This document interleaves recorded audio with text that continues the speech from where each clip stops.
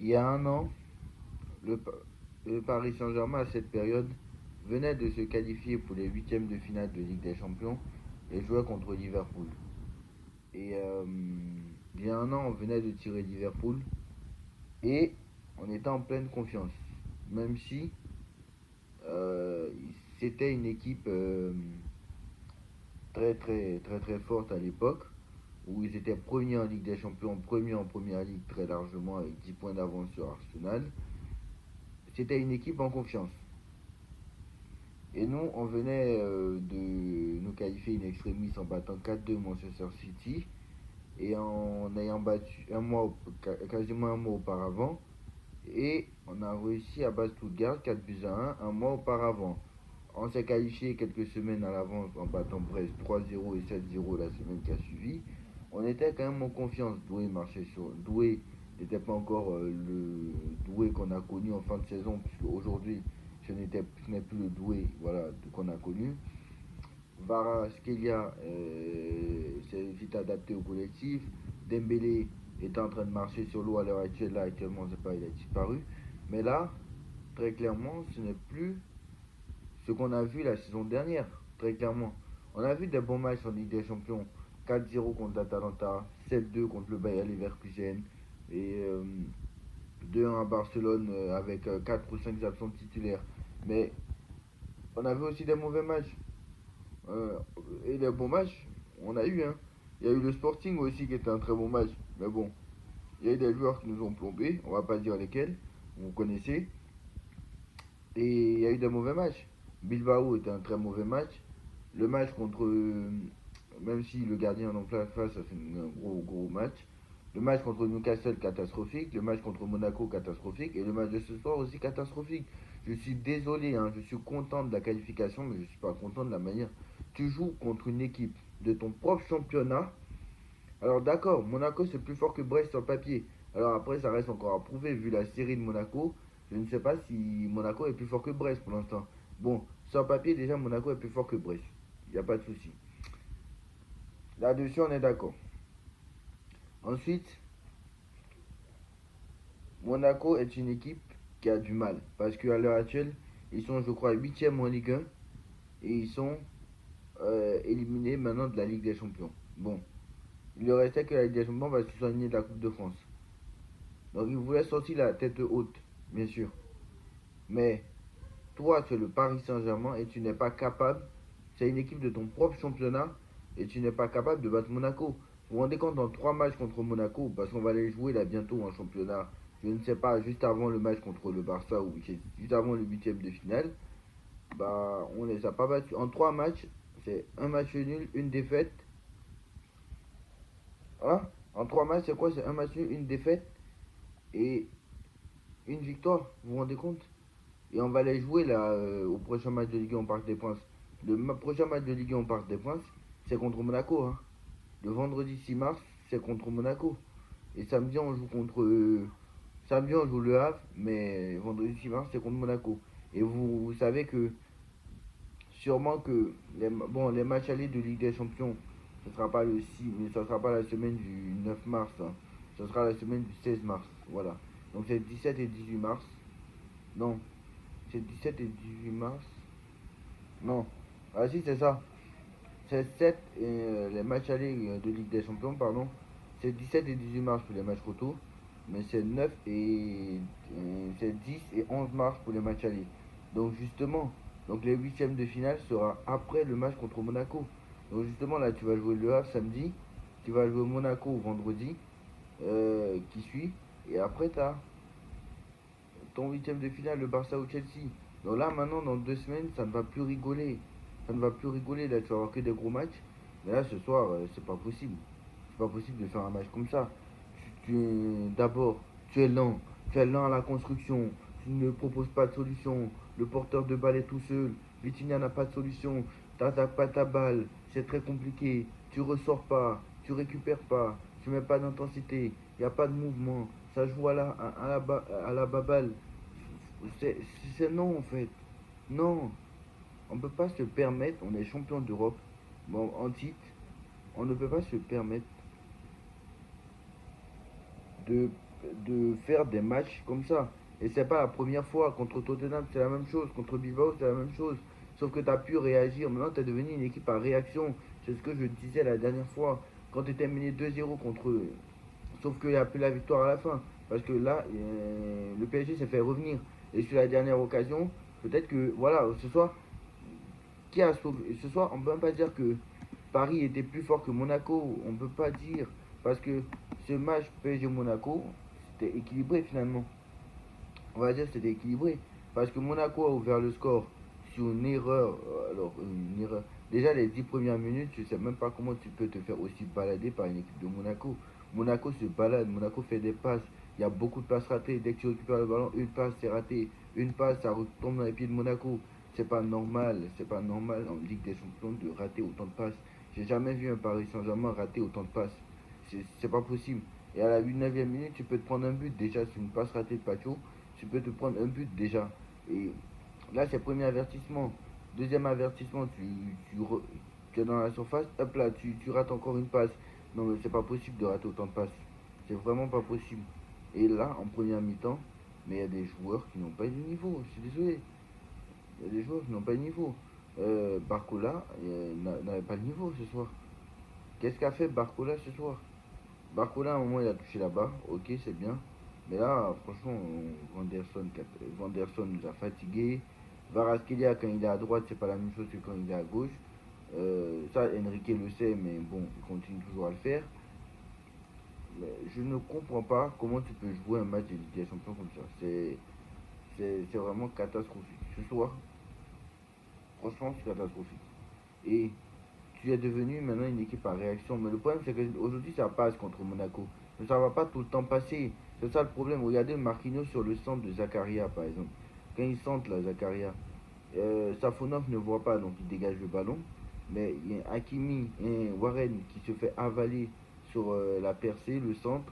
Comment tu peux laisser un joueur remettre un ballon à Kliouche? Comment vous pouvez laisser un joueur? Normalement, ils sont omnubilés par le porteur de balle. Ils ne regardent pas les appels dans leur dos. Là, il y a des joueurs qui font des appels et ils ne sont pas concentrés en fait. C'est ça, j'ai l'impression. Ils sont là, statiques, pas de mouvement. Marquinhos, il est fautif sur le premier but. Je suis désolé. Et pas le seul d'ailleurs. Mais voilà. Là, après, on attaque en deuxième mi-temps. Alors, je savais qu'en deuxième mi-temps, on allait égaliser. Et dans ma tête, je me disais, je vous jure, je me disais, dès que Monaco a eu le carton rouge, je me suis dit, c'est l'action d'après, ils vont marquer. Et je lui ai dit direct, hein, je lui ai dit direct, j'ai dit, regardez le coup franc, parce que là, il y avait une grosse faute là sur Hakimi, très clairement, carton rouge justifié hein, de Koulibaly. Mais dès que le coup franc était tiré, je me suis dit, là tu vas voir, là c'est maintenant, ils vont marquer. Et j'ai même pas dit, ils vont marquer, j'ai dit, c'est sur cette action-là qu'ils vont marquer. Et je n'ai pas eu tort, puisque Désiré Doué va centrer, c'est repris derrière par Marquinhos acrobatique. Marquinhos qui égalise, un partout. Et franchement, comme si. Mais tu es devenu cette équipe maintenant à réaction. Et moi, ça ne m'arrange pas parce que le problème, c'est que ça passe aujourd'hui. C'est contre Monaco, ça passe. Mais ça ne va pas passer tout le temps. C'est ça le problème. Contre Chelsea, si tu fais ça, tu vas te faire enrhumer. Voilà. Et Vara qui marque le deuxième but après sur une frappe d'Akimi. Donc, voilà, en deux actions, tu as réussi à renverser le match. Mais c'est pas comme ça. Parce que derrière, défensivement, parce que, en fait, pourquoi les adversaires reviennent? Sauf que là, il n'y a pas eu la victoire déjà. Ça, c'est un. Sur le match, je parle, hein. Sauf que là, il n'y a pas eu la victoire déjà. Pourquoi? Parce que défensivement, tu n'es pas concentré. En fait, tu n'es pas concentré défensivement. C'est ça le problème.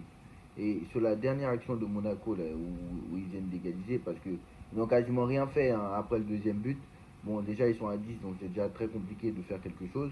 Mais sur la dernière action, là, juste avant le but, je suis désolé de le dire, ce n'est pas normal de laisser des joueurs tout seuls. La dernière action, tu perds le ballon, la perte de balle est idiote. Le centre en retrait, Pacho qui ne peut pas contrôler un ballon. Et derrière, Pacho, je suis désolé, je l'aime bien, mais il est fautif sur le but. Il est fautif. Et on ne peut pas continuer comme ça, c'est pas possible. Il va falloir faire des règlements, il va falloir faire des choses. Et même sur le coup franc qui a suivi, on a eu chaud. On a failli prendre le 3-2. Mais franchement, c'est pas normal. C'est pas normal. Je suis désolé. C'est pas normal de faire des matchs comme ça. Et quand tu vois la tête de Luis Enrique, bah, tu sais que voilà, ce n'est pas, ça reste pas rassurant pour la suite. Moi, on vous laisse rassurer, mais on n'est pas rassuré. Je suis désolé, on n'est pas rassuré. En quoi on va être rassuré par ce match? Honnêtement, franchement, en quoi on va être rassuré par ce match? Ce match ne peut pas nous rassurer. Safonov est très moyen. On ne sait pas si Chevalier va revenir dans les buts, mais je pense que non. Hakimi était très très moyen. Marquinhos est le buteur ce soir, mais il a fait une erreur, il est fautif aussi sur un but. Pacho fautif sur le but d'Akliouche. Euh, Mendes très très moyen. Vitinha, jamais vu un Vitinha aussi mauvais. Neves, je crois, son pire match depuis qu'il est au Paris Saint-Germain. Warren Emery, catastrophique. Lui qui faisait de bons matchs d'habitude, hein. Barcola, très moyen, mais c'est pas le plus mauvais ce soir. Doué, et j'en ai marre de le critiquer à chaque match. Et Varaskelia, elle était pas mal. Voilà. Mais c'est pas normal de faire des matchs comme ça. Non. C'est pas normal. Contre Chelsea et contre Barcelone, si tu fais ça, t'es mort d'entrée. Parce que, d'accord, alors avec Chelsea et Barça, ne sont pas non plus exceptionnels. Surtout Chelsea. Parce qu'en fait, je vous explique ce qui va se passer. Déjà, demain, soyez là, il y a le tirage au sort de la Ligue des Champions. Voilà. Soyez là, soyez prêts. Voilà. On est là. Demain, il y a le tirage au sort de la Ligue des Champions. Donc, voilà. Déjà, Luis Enrique nous dit on a mérité cette qualification, ça a été difficile. Parce que moi, pour moi, le résultat était compliqué. C'était un match piège. Il y a des moments où tu perds la précision et c'est difficile de récupérer le niveau. Il faut être heureux de ce qu'on a fait, d'avoir surmonté ce moment compliqué. Alors moi, je suis pas du tout d'accord avec lui. Ce que je peux dire, c'est que s'il y a des équipes en Ligue des Champions qui a joué dans le pire groupe, c'est nous. Ben, ça, on le sait, qu'on a eu le pire tirage. Voilà, la preuve, 6 des 8 équipes qu'on a jouées sont dans le top 13. On s'est habitué à jouer contre n'importe quelle équipe. Bien sûr qu'on veut s'améliorer, mais il y avait un adversaire de haut niveau. Bon, il ne savent pas écrire par contre, hein. Chelsea ou le Barça, ce ne sera pas facile. Ça sera pas mal, mais s'il y a une équipe qui est prête, c'est nous. Il faut continuer. Alors moi, je suis pas sûr que tu es prêt déjà, pour commencer. Je suis pas sûr que tu es prêt, non. Il faut continuer à faire la même chose. Nous sommes prêts à jouer n'importe quelle équipe, etc. C'est une saison particulière. On a beaucoup de joueurs blessés, ça on le sait. Ce n'est pas une excuse, mais c'est important d'avoir toute l'équipe. Donc ça, il a raison. Il reste 3 mois de compétition et nous avons la même mentalité d'aller gagner les compétitions. D'accord. On va voir. Mais bon, déjà, on va voir. On va voir ce que ça nous réserve. Mais moi, en tout cas, je ne suis pas rassuré. Parce que là, par exemple, quand tu vas te trouver contre les Yamal, les Olmo, etc., ça va pas être la même chose. Le Barça, là, je rappelle que depuis. Déjà, ils ont perdu. Bon, j'étais sur 2 défaites d'affilée. Le Barça, ils ont perdu contre Giron. Après, bon, ils ont gagné ce week-end contre Levante, bon, qui est dernier. Voilà. Moi, j'ai dit, hein, le Barça, cette année, de toute façon, ils sont pas non plus impressionnants parce qu'à un moment, ils ont fait 8 victoires ou 9 victoires d'affilée. Mais c'est que contre des petites équipes. Voilà. Juste avant la Real Sociedad, je vois qu'ils font 13 ou 14 victoires d'affilée. Si je me trompe pas. Mais ouais, entre Chelsea et. Ouais. Donc voilà.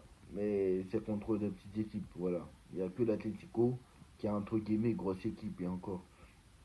Voilà. Cette année, le Barça joue contre l'Atlético, ils ont gagné. Mais l'Atlético n'est pas une grosse équipe. Ils ont joué contre Chelsea, susceptible de nous rencontrer en huitième de finale. Ils ont perdu 3-0. Là, ils ont fait 3-3 contre Bruges. Voilà, le Barça. Cette année, ils ont perdu contre le Real Madrid, mais ils ont gagné en Super Coupe. Voilà, le Real Madrid n'est même pas une grosse équipe. Honnêtement, on va pas se mentir. Voilà, donc moi je pense que très clairement c'est encore possible.